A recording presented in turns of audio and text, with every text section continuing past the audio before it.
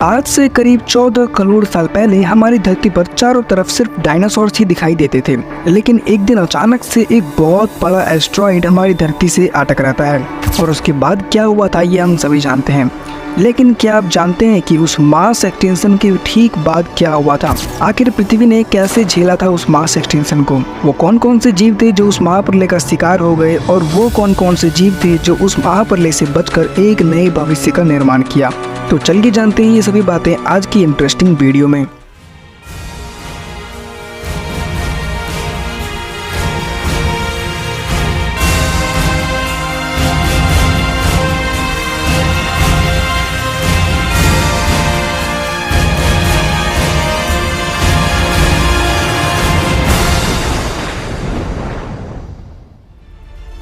वैज्ञानिकों के एक एस्टिमेट रिपोर्ट के मुताबिक आज से करीब 24 करोड़ साल पहले इस पृथ्वी पर डायनासोर्स का जन्म हुआ था। उस समय की पृथ्वी हमारे आज की पृथ्वी से बहुत अलग हुआ करती थी। उस समय के सभी कॉन्टिनेंट आपस में जुड़े होते थे, जिसे सुपर कॉन्टिनेंट कहा जाता था। वैज्ञानिकों ने इस सुपर कॉन्टिनेंट को पेंजिया नाम दिया था। यह वही समय था जब डायनासोर्स का इवोल्यूशन होना शुरू हो रहा था। उस समय के डायनासोर्स का साइज बहुत छोटा हुआ करता था, लगभग 2 मीटर का। लेकिन धीरे धीरे समय गुजरता गया और डायनासोर्स में काफ़ी बदलाव देखने को मिला था और इनका साइज तेजी से बढ़ता ही जा रहा था। इनमें से कुछ डायनासोर्स की प्रजातियों का साइज 200 फीट से भी ज़्यादा का होता था।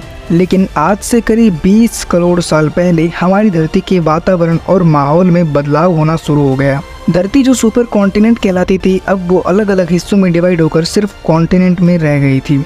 इसके डिवाइड होने की वजह से हर जगह पर ज्वालामुखी विस्फोट होना शुरू हो जाता है। इस विस्फोट के कारण पृथ्वी के वातावरण में कार्बन डाइऑक्साइड और सल्फर डाइऑक्साइड की मात्रा तेजी से बढ़ने लगती है, जिसने पृथ्वी पर ग्लोबल वार्मिंग को जन्म दिया था। सल्फर डाइऑक्साइड, धूल और गैस के बादलों ने पृथ्वी को इस कदर घेर लिया जिसकी वजह से पृथ्वी में सूर्य का प्रकाश नहीं पहुंच पा रहा था। सल्फर डाइऑक्साइड पानी में मिल गया और पानी भी जहरीला हो गया था और इन सभी परिवर्तन ने एक बड़ी महाप्रलय को जन्म दिया, जिससे पृथ्वी पर एक मास एक्सटेंशन हुआ। इस एक्सटेंशन की वजह से लगभग पृथ्वी में से 95% जानवरों की प्रजाति हमेशा के लिए विलुप्त हो गई थी। इसके बाद पृथ्वी पर एक नया युग का शुरुआत होता है, जिसे जुरासिक पीरियड भी कहा जाता था। लेकिन आज से करीब 14.5 करोड़ साल पहले इस जुरासिक पीरियड का भी अंत हो गया था और अब शुरुआत होता है क्रिटेशियस पीरियड का।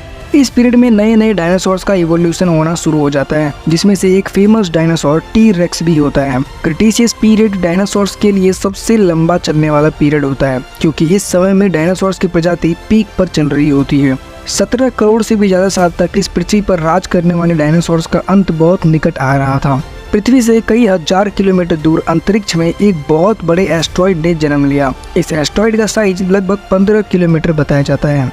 यह एस्ट्रॉइड किसी के लिए अभिशाप तो किसी के लिए वरदान साबित होने वाला था। लगभग 30 किलोमीटर प्रति घंटे की स्पीड से यह एस्ट्रॉइड पृथ्वी के वायुमंडल में प्रवेश करता है। इतना स्पीड होने के कारण इसके चारों तरफ आग लगना शुरू हो जाता है और देखते ही देखते यह एक बड़े आग के गोले में बदल जाता है, जिसके बाद यह मैक्सिको के तट से आ टकराता है। क्योंकि वहाँ पर पानी का लेवल कम होने के कारण एस्ट्रॉइड के टकराते ही पानी तुरंत भाप में बदल जाता है। रात के समय में भी धरती के चारों ओर उजाला सा छा जाता है, मानो यहाँ पर कभी रात हुआ ही नहीं था। एस्ट्रॉइड के धरती से टकराते ही वहाँ के 800 किलोमीटर की एरिया का टेम्परेचर 600 डिग्री सेल्सियस चला जाता है।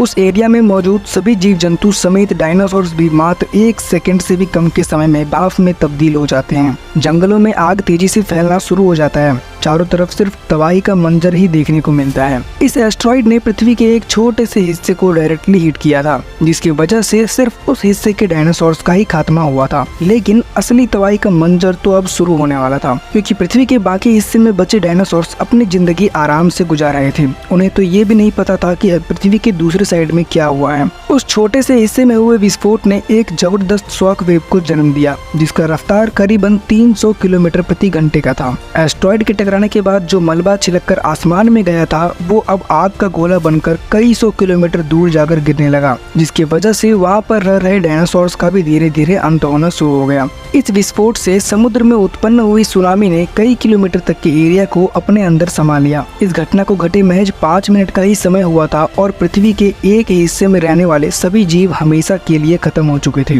इस इम्पैक्ट की वजह से धूल और मिट्टी आसमान के बादलों में जा मिले, जिसकी वजह से पृथ्वी के चारों ओर एक मोटी परत बन जाती है और ग्लोबल वार्मिंग का जन्म होता है, जो कि तेजी से बढ़ने लगता है। और अब बादलों से बरसने वाला पानी भी जहरीला हो गया था।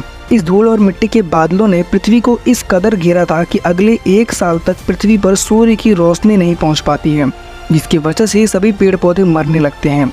ये शाकाहारी डायनासोर्स के लिए सबसे बड़ी समस्या थी। उन्हें खाने के लिए पेड़ पौधे वनस्पतियां नहीं मिलने लगी, जिसकी वजह से उनकी प्रजाति भी धीरे धीरे खत्म होना शुरू हो गई। इसकी वजह से मांसाहारी जीवों पर भी गहरा प्रभाव पड़ा, क्योंकि वो शाकाहारी जीवों को ही मारकर अपना पेट भरते थे। और इसी तरह से देखते ही देखते डायनासोर की सभी प्रजाति धरती से विलुप्त होना शुरू हो गई थी। लेकिन इस एक्सटेंशन से एक जीव जिंदा बच गया, जो कि आगे चलकर हम इंसानों का पहला पूर्वज कहलाने वाला था। मैं बात कर रहा हूँ मैमल्स की।